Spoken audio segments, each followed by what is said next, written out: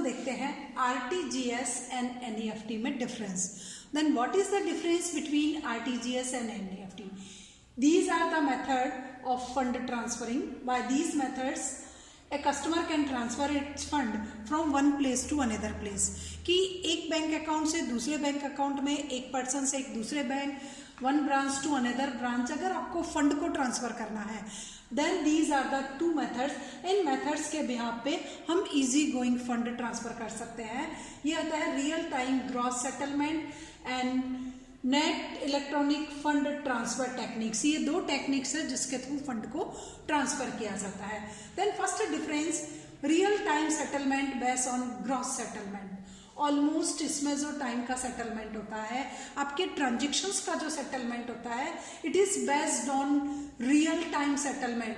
एक gross settlement होता है इसमें, एज इट इज जो ड्यूरेशंस टाइम पीरियड होता है वो जितना आपका प्रोसेस में लगता है वही लिया जाता है. Deferred net settlement. Transactions are settled in batches at a specific times. इसमें जो ट्रांजेक्शन्स किए जाएंगे वो ट्रांजेक्शन्स बैचेस में होंगे और एक स्पेसिफिक टाइम पीरियड में होंगे. पर्टिकुलर टाइम इंटरवल के बाद एक दूसरे क्लस्टर को लिया जाएगा, फिर पर्टिकुलर टाइम पीरियड के बाद एक दूसरे क्लस्टर्स को लिया जाएगा. Then NEFT deferred net settlement. It is based on net settlement but it is based on gross settlement. ये ग्रॉस सेटलमेंट पे बेस्ड है, ये नेट सेटलमेंट के बेस्ड है. And transactions are settled in batches at a specific time period. इसमें जो transactions का settlement होगा वो एक स्पेसिफिक टाइम पीरियड में होगा. उसके बाद नेक्स्ट आता है कि fund transfer at the time they are received. Fund को उसी टाइम ट्रांसफर कर दिया जाता है at they are received. At the fund received, जैसे ही फंड को रिसीव किया जाता है, एट द मोमेंट उसकी ट्रांसफर की जो प्रोसेस है वो स्टार्ट हो जाती है. But fund transfer after a cut off time, fund का जो ट्रांसफर किया जाता है after a cut off time, एक पर्टिकुलर टाइम इंटरवल के बाद जो है फंड को इसमें ट्रांसफर किया जाता है. कुछ टाइम कट हो जाता है, फिर फंड ट्रांसफर होता है, फिर कुछ टाइम कट हो जाता है, उसके बाद फंड को ट्रांसफर किया जाता है. नेक्स्ट आता है कि settlement of fund transfer instructions occurs individual. इसमें जो फंड ट्रांसफर के जो भी इंस्ट्रक्शंस होंगे वो इंडिविजुअली होंगे. It is based on individual. आपके जो है ट्रांजेक्शन्स के सेटलमेंट के इंस्ट्रक्शंस वो आपके हैं, किसी अनदर पर्सन के जो है इंस्ट्रक्शन वो दूसरे के हैं, और इसमें ऑपरेट्स इन आवरली बैचेस. इसमें जो सेटलमेंट फंड ट्रांसफर के सेटलमेंट के जो इंस्ट्रक्शंस होंगे RTGS में इंडिविजुअली बेस्ड होंगे, but in NEFT it is based on batches. उस पर्टिकुलर हावर में जितने ट्रांजेक्शन्स ऑपरेट होते हैं उस बैचेज के अकॉर्डिंग जो है वो सेटलमेंट फंड ट्रांसफर के इंस्ट्रक्शंस डिपेंड किए जाएंगे. नेक्स्ट आता है no minimum limits in RTGS का कोई मिनिमम लिमिटेशंस नहीं होता है कि आप कितनी अमाउंट में RTGS करना चाहते हो. But here minimum limit is available 2 lakh rupees.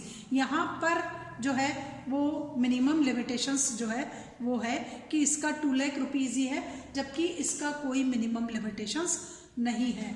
No minimum limitations, कोई मिनिमम लिमिटेशंस नहीं है. मैक्सिमम चार्जेस जो है, देखिए मैक्सिमम लिमिटेशंस दोनों में ही नहीं है, इसका भी मैक्सिमम लिमिटेशंस नहीं है और उसका भी कोई मैक्सिमम लिमिटेशंस नहीं है.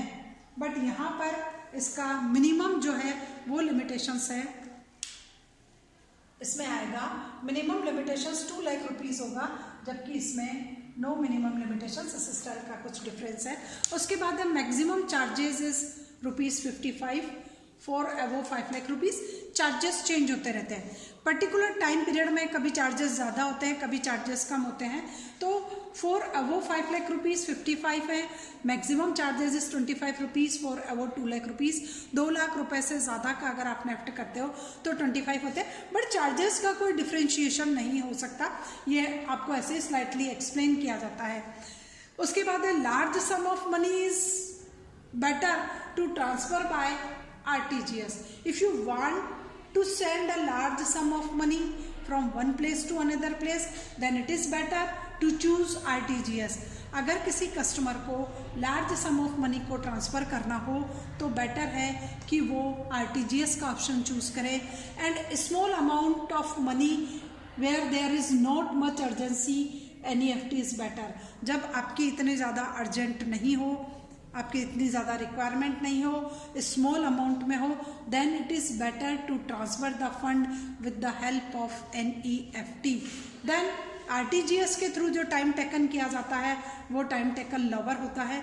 NEFT में पर्टिकुलर टाइम पीरियड थोड़ा सा ज़्यादा लग सकता है क्योंकि ये इंडिविजुअली ट्रांसफ़र होता है और वो बंच और क्लस्टर में ट्रांसफ़र किया जाता है, इसलिए इसके थ्रू जो टाइम टेकन किया जाता है वो थोड़ा लार्ज स्केल का होता है। उसके बाद होता है RTGS, money transfer is completed on 1-to-1 basis. इसमें मनी ट्रांसफ़र जो किया जाएगा, फंड ट्रांसफ़र की जो प्रोसेस होगी वो 1 by 1 होगी, एक के बाद एक होगी, विदाउट क्लस्टरिंग। किसी स्टाइल का कोई भी क्लस्टरिंग इसमें नहीं किया जाता है। विथ अनदर ट्रांजेक्शन्स, किसी अनदर ट्रांजेक्शन के साथ उनकी क्लस्टरिंग नहीं की जाती है। 1 by 1 ट्रांजेक्शन्स जो है होता जाता है। Transactions are proceed throughout the working hour of this systems. इस सिस्टम्स के थ्रू जो ट्रांजेक्शन्स हैं वो प्रोसेस कंटिन्यूस चलती रहती है in working hour of a banks. But in recent times 24 hours 7 days ये फैसिलिटी प्रोवाइड कर दी गई है। NEFT में टाइम टेकन ज़्यादा होता है, RTGS में टाइम टेकन कम होता है। NEFT के लिमिटेशंस है कि इसमें कोई लिमिटेशंस नहीं है, आप कितना भी इसके थ्रू ट्रांजेक्शन्स कर सकते हो, बट इसमें आप मैक्सिमम 2 लाख रुपीज़ तक का ट्रांजेक्शन्स जो है वो इसके थ्रू किया जा सकता है। बट अगर स्मॉल अमाउंट है तो NEFT करोगे और हायर अमाउंट है तो RTGS किया जाएगा। तो यहाँ पर इन दोनों के बीच में डिफरेंस है। ऑलमोस्ट जिन लोगों को बहुत कम फंड ट्रांसफ़र करना है तो वो NEFT को चूज़ करेंगे, अगर लार्ज अमाउंट में फ़ंड ट्रांसफ़र करना है तो ये करेंगे। अर्जेंट नहीं है तो NEFT को चूज़ कर सकते हो, बट अर्जेंट है तो RTGS को चूज़ किया जाएगा।